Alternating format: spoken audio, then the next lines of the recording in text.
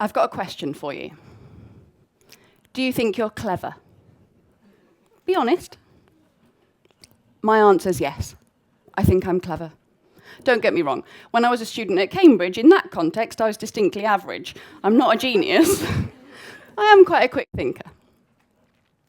Next question. Are you proud of that? Whether you think you're clever or you don't, are you proud of that fact? My answer is yes again. And I don't think I'm alone. Society encourages us to celebrate academic achievement. When I was offered that place at Cambridge, people congratulated me. We perceive intellect as valuable. New question. Do you think you're emotional? Now, before I answer this one, I'm going to rewind 10 years. Here, in 2008, my answer is a hard no. I am not an emotional person. It takes a minimum of half an hour of violins for a film to make me cry. I'm very slow to anger, and even when I do, I just go disturbingly still and calm. I'm really level-headed. Final question. Whether you think you're emotional or you don't, are you proud of that? Again, in 2008, my answer is a big yes. I was really proud of being a logical person. I even subscribed to the idea that I wasn't like other girls, because I wasn't some infuriating mass of uncontrollable emotions. You could rely on me to be reasonable and rational. Now, spoiler alert, other girls are awesome. Feelings are your friends, and I was wrong. So why did I think this way? Again, society sanctions this value judgment. When was the last time you were congratulated on having a really good cry? Well, it's more likely that you will have been shamed for expressing emotion. To get emotional is to be irrational, to lose your right to be taken seriously, to be listened to. All right, don't get emotional. Don't pay any attention to her, she's just upset. Calm down, dear. This idea goes all the way back to the ancient Greeks. When I was studying philosophy, I read Plato's Republic, in which he puts forward his tripartite theory of the soul. According to Plato, our psyche is made up of three distinct parts. Reason, the rational part, which is the source of understanding. Appetite, which is the source of physical desires for things like food and sex. And spirit, which is the source of emotion and the motivation for action. According to Plato, in a good person, reason is in control. He used the analogy of a charioteer holding the reins of two horses. Reason is the charioteer, and appetite and spirit are the horses. Now, they're good servants. They pull the chariot along, but they must be directed by reason. Reason is holding the reins and the whip. The message is clear. Our rational thoughts are superior to our emotions. I related to this picture of the mind, and it served me well. In my studies and in my life, my reason was a formidable weapon. I could fight anyone and anything with my razor-sharp logic. And it made me feel secure. I was standing on a solid foundation, unshakable.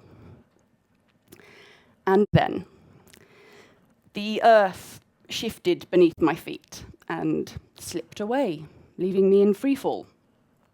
One sunny day in August of 2010, I called my dad Pete to check in. He had just found out that he had an inoperable brain tumor that was going to kill him. My world exploded a little bit. It turns out, in the face of actual real-life death, reason is pretty useless. You can't argue with death. I could barely comprehend it. Death was unimaginable, impossible. But my dad did die 2 months after that phone call. My emotion crashed through me like a tidal wave. It washed away everything in its path. Reason didn't stand a chance, it was drowned. The scale and depth of my emotion was a shock to me. I mean, of course you'd expect it to be upsetting, your dad dying, but it was physically painful. And maybe I could have avoided this pain by shutting down emotionally, but I'm so glad I didn't. I allowed myself to feel the full magnitude of my agony at this kind, curious, lovely man ceasing to exist. And that also allowed me to feel immense gratitude for the fact that he had existed and he had loved me and I him. In order to feel the good things, you have to expose yourself to the risk of feeling shit things. If you love someone, you've got a lot to lose. And if you've got a lot to lose, you're vulnerable. But if you've got nothing to lose, you've got nothing. So if you're vulnerable, you're lucky. So, was it irrational for me to get emotional about my dad's death? Of course not. It was vital. Emotion is the key to human connection. What's more important than connecting with the other humans we share this planet with? So, why didn't I prize my emotions as highly as I prized my intellect? Well, my intellect was a form of self-defense. Those emotions were painful. And well, you might assume that I would have learnt my lesson and realised that it was worth going through that pain. But I made the mistake of thinking that I'd done it once, and that was enough. So, 2 years after my dad died, I got another phone call. My mum, Yasmin, who had suffered from chronic degenerate multiple sclerosis ever since I could remember, had been admitted into hospital with pneumonia. There was a chance she wouldn't survive the night. I was afraid. So what happened? My reason kicked right back in to protect me. I had done this before. I was an expert at losing a parent.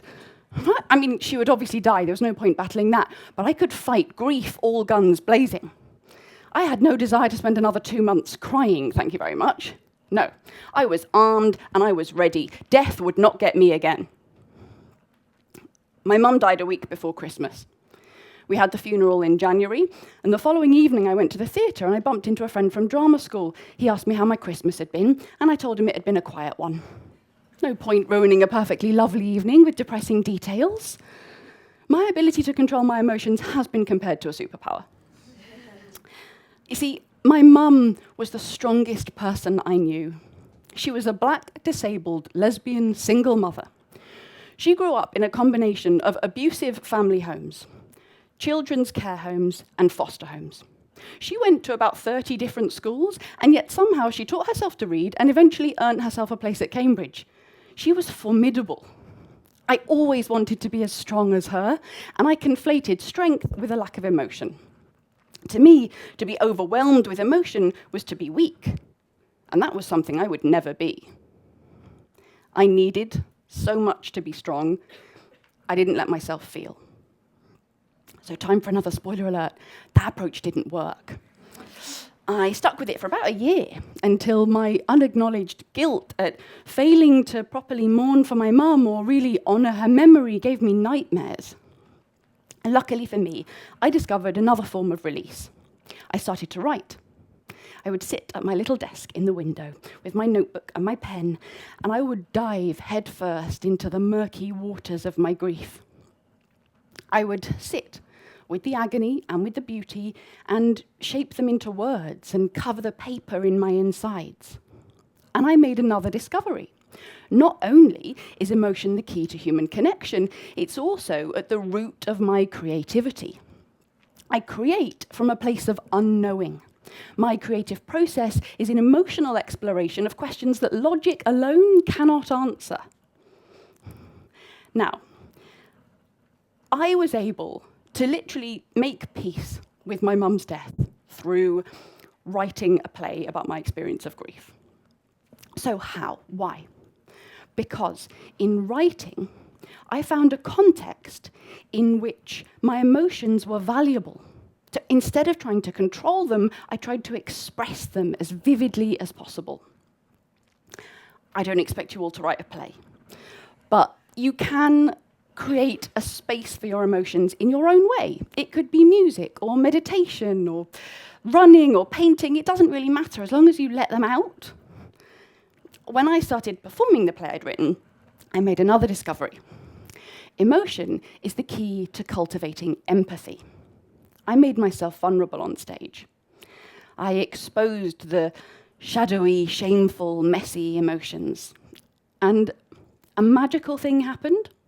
Audiences didn't turn away in horror and disgust. I wasn't ostracized. Instead, person after person quoted my words back to me in recognition. They felt seen, and so did I.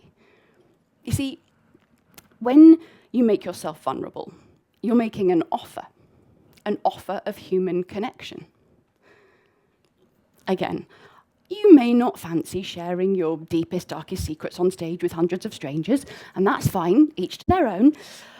But maybe you could think of your vulnerability as a precious gift, and you could try and find at least one other person to share it with, because it will almost certainly bring you closer together and make you feel less alone.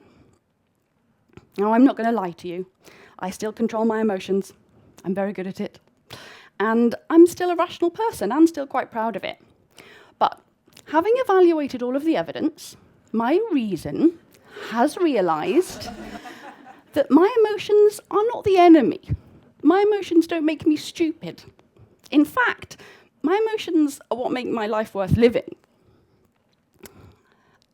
Yes, to be emotional is to be vulnerable. But to be vulnerable isn't to be weak. To be vulnerable is to be alive. Thank you.